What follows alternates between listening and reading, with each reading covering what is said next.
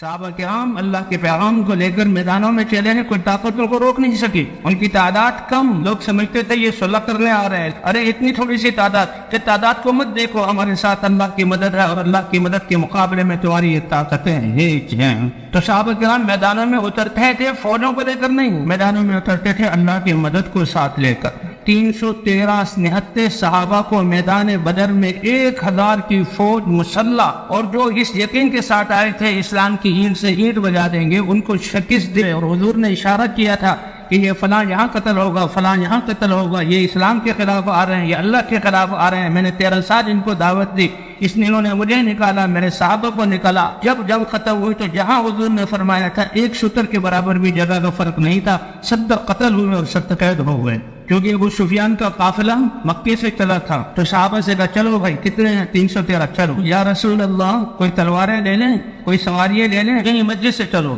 کیوں؟ اس لیے کہ اللہ کی مدد ہمارے ساتھ ہے۔ پھر اللہ نے اپنی قدرت کا اظہار کیا۔ اب یہ 313 نہتے، حضور صلی اللہ علیہ وسلم نے رات کو ایک جگہ پڑاؤ ڈال، رات گزاری اور چلے،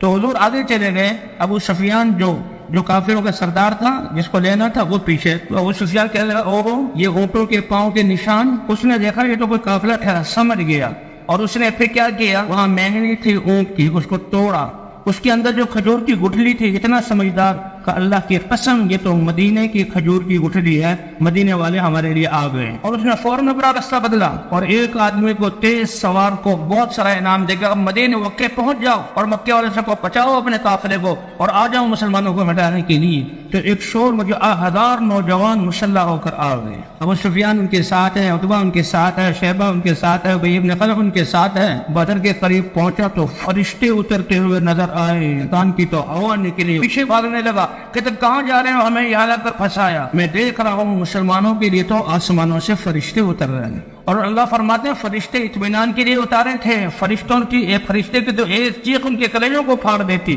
اس حال میں بھی اللہ کے رسول صلی اللہ علیہ وسلم حضرت ابوبکر صدیق رضی اللہ تعالیٰ عنہ فرماتے ہیں کہ ہم نے حضور صلی اللہ علیہ وسلم کے لیے جھونپڑی سایہ دار جگہ بنائی، اور حضور اس کے لیے نماز میں کھڑے ہوئے اور رو رہے ہیں۔ ایک صحابی کہتے ہیں میں رات کو اٹھا، صحابہ سو رہے ہیں تھکاوٹ کی وجہ سے، ایک ہستی انسانیت کے لیے کھڑے ہو کر رو رہی ہے، اور وہ اللہ کے وہ رسول ہے جو اللہ کے حبیب ہیں۔ 1000 فرشتے اترے، کہا 3000 فرشتے اتار رہا ہوں اور 5000 فرشتے اتارنے والا ہوں۔ حضور صلی اللہ علیہ وسلم پہلے ایک میدان میں کہ یہ جگہ ہوگی ہم یہاں ٹھہریں گے، حضرت حباب ابن منذر رضی اللہ تعالیٰ عنہ آئے، انہوں نے کہا یا رسول اللہ اگر یہاں پر ٹھہرنا اللہ کا امر ہے پھر تو کوئی گنجائش نہیں بولنے کی، آپ کا حتمی فیصلہ ہے، کوئی گنجائش نہیں، لیکن رائے اور مشورہ ہے تو میرے رائے یہ ہے اس جگہ کو چھوڑ کر دوسری جگہ اختیار کر لیں۔ حضور نے اپنے اس پڑاؤ کو ہٹا کر دوسری جگہ پر گئے۔ سب سے پہلی مدد بارش سے ہوئی، اللہ نے بارش برسائی، کافروں کے حصے میں یہ چکنی جگہ آئی، یہ کیچڑ بن گیا، ان کے لیے چلنا دشوار ہو گیا،